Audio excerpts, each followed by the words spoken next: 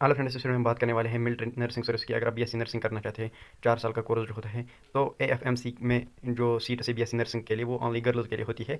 तो उनके लिए एप्लीकेशन फॉर्म्स आउट है। इसकी लास्ट डेट जो रखी गई है वो 4 जुलाई रखी गई है और इसमें आपको सारी अलाउंसेस फ्री मिलेंगी, जैसा कि खाना मतलब ration allowance and other allowances, accommodation, सब कुछ आपको फ्री मिलेगा। और मंथली आपको कुछ स्टाइपेंड भी मिलेगा, यानी कुछ पैसे भी उनकी तरफ से मिलेंगे, जो कि नॉर्मल कॉलेज में आपको नहीं मिलता है। आपको सब कुछ खुद ही खरीदना पड़ता है, जैसे कि यूनिफॉर्म एंड राशन अलाउंस, यानी जो खाना आप खाते हैं उसके पैसे भी खुद ही देने पड़ते हैं। और कुछ पैसे भी नहीं मिलते हैं लोकल कॉलेज में।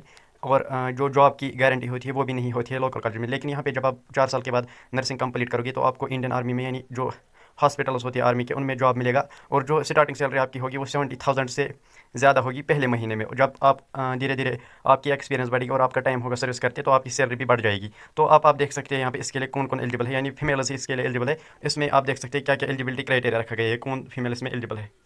पहले आपने नीट का एग्जाम दिया होना चाहिए और वो क्वालिफाई किया होना चाहिए। जो क्वालिफाइंग मार्क्स होते हैं नीट में, इस साल 137 थे जनरल कैटेगरी के लिए, और बाकी कैटेगरीज के लिए उससे कम ही था। तो अगर आपके 137 से ज़्यादा मार्क्स हैं नीट में, तो आप इसके लिए एलिजिबल है।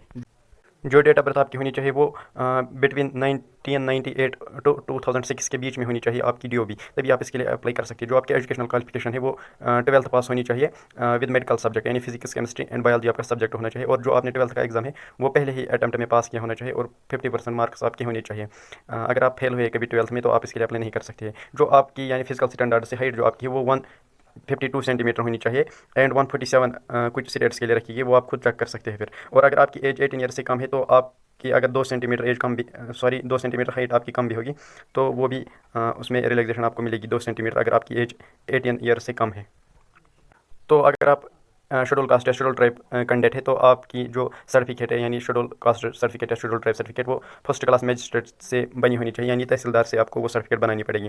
जो इसकी सिलेक्शन प्रोसेस रहेगी, पहले जो आपने मतलब नीट में स्कोर किया होगा उसके बेस पर आपको शॉर्ट लिस्ट किया जाएगा। उसके बाद आपकी डॉक्यूमेंट वेरिफिकेशन की जाएगी। जब आप डॉक्यूमेंट वेरिफिकेशन को अच्छे से, मतलब आपके डॉक्यूमेंट ठीक होंगे, तो उसके बाद आपको test of general intelligence and general English देना पड़ेगा, जिसमें आपके 40 MCQs होंगे और उसमें आपके मैक्सिमम मार्क्स 80 होंगे। इसमें नेगेटिव मार्किंग भी होगी, यानी 0.5 मार्क्स आपके कट होंगे अगर आप इनकरेक्ट आंसर देते हैं, और 2 मार्क्स आपको मिलेंगे अगर आप करेक्ट आंसर देते हैं। 40 क्वेश्चन में आपके 80 मार्क्स होंगे। उसके बाद साइकोलॉजिकल असेसमेंट एंड इंटरव्यू होगा। साइकोलॉजिकल असेसमेंट देखा जाता है कि लॉजिक कितना है इसमें, मतलब अगर कोई ट्रिकी क्वेश्चन होता है वो मतलब इसमें बताया जाएगा और इंटरव्यू लिया जाएगा। ये भी इंटरव्यू होता है, इसमें आपको ट्रिकी क्वेश्चन पूछे जाएंगे। तो मेडिकल एग्जामिनेशन उसके बाद होगी आपकी। अगर मतलब आपको अनफिट किया जाएगा मेडिकल में, तो आप उसके अगेंस्ट अपील भी कर सकते हैं कि आपका मेडिकल दोबारा किया जाएगा, या आप किसी हॉस्पिटल से अपनी मेडिकल सर्टिफिकेट बना सकते हैं। उसके लिए आपको 40 रुपीज़ डिपॉजिट करना पड़ेगा। नीचे आप देख सकते हैं जो फाइनल सिलेक्शन आपकी होगी, यानी एडमिशन होगी इन कोर्सेज में, उसमें आपका नीट स्कोर्स होंगे और जो test of general intelligence and general English का लिया जाएगा, और साइकोलॉजिकल असेसमेंट एंड इंटरव्यू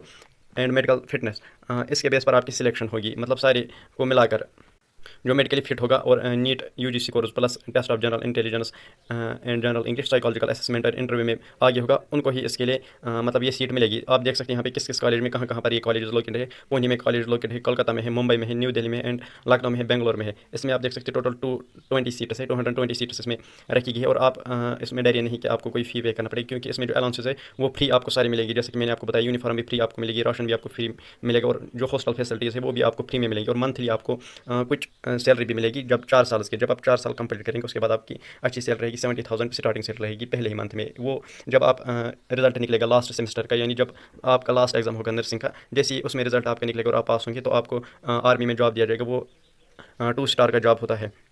तो अगर आपको ये फॉर्म अप्लाई करना है तो आपको www.joinindianarmy.nic.in पर जाना होगा, और वहीं पर आपको अपना जो फॉर्म है सबमिट करना पड़ेगा 4 जुलाई से पहले। तो सारी डिटेल्स आपको फिल करनी पड़ेगी अच्छे से, गलत डिटेल्स फिल नहीं करना। और जो आपको फ़ी पे करना पड़ेगा जनरल कैटेगरी वालों को, वो 200 रुपीज़ फ़ी पे करना पड़ेगा।